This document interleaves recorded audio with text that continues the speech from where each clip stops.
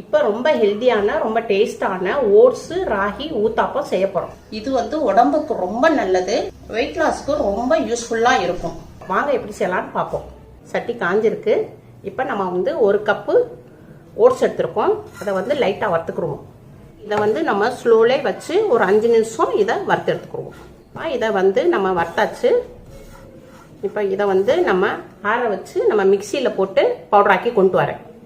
இப்போ ஓட்ஸப்பா நம்ம மிக்சியில் அடித்து பவுடராக்கி கொண்டு வந்தாச்சு. இப்போ இதை ஒரு பவுலில் போட்டுக்கிறோம். ஒரு அரை கப்பு ராகி மாவு, அரை கப்பு தயிர்ப்பா, அதையும் போட்டுக்குருவோம்.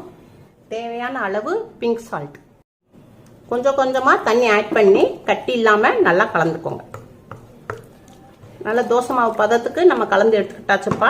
இது 5 நிமிஷம் ஊறட்டும். இப்போ நம்ம ஊத்தாப்பத்துக்கு மேலே போடுறதுக்கு காய்கறிகளை கொஞ்சம் ரெடி பண்ணிக்கிடுவோம். காலிஃப்ளவர் கொஞ்சம் துருவி போட்டிருக்கேன், ஒரு கேரட் துருவிருக்கேன், ஒரு மீடியமான வெங்காயம் பொடியாக நறுக்கியிருக்கேன், ஒரு மீடியமான தக்காளி பொடியாக நறுக்கியிருக்கு, அரை கேப்சிகம் பொடியாக நறுக்கியிருக்கு, கொஞ்சம் பொடியாக நறுக்கிய கொத்தமல்லி இலை, 2 பொடியாக நறுக்கினா பச்சை மிளகா. சின்ன பிள்ளைகளுக்கு கொடுக்குறீங்கனாக்க அதை தவிர்த்துருங்க. 1 ஸ்பூன் சீரகம், தேவையான அளவு உப்பு. இப்போ எல்லாத்தையும் மிக்ஸ் பண்ணிக்கிறோம்ப்பா. நம்ம எல்லாத்தையும் மிக்ஸ் பண்ணியாச்சுப்பா. வாங்க ஊத்தாப்பம் ஊற்றுவோம். சட்டி நல்லா சூடாயிடுச்சுப்பா. இப்போ நம்ம ஊத்தாப்பம் ஊற்றுவோம். காயெல்லாம் எல்லாத்தையும் மிக்ஸ் பண்ணி வச்சிருக்கோம் இல்லையா, அதை இப்போ வச்சிடும். வெறும் ஊத்தாப்பம் செஞ்சு தர பதிலாக இப்போ நம்ம காய்கறிகள் போட்டு பிள்ளைகளுக்கு கொடுத்தோம்னா ரொம்ப ஹெல்த்தியாக இருக்கும். நல்லா பரப்பி விட்டுக்கோங்கப்பா. இதை இப்போ திருப்பி போட்டுக்குருவோம்ப்பா. நல்லா வெந்துருச்சு. இப்போ திருப்பி போட்டுறோம்.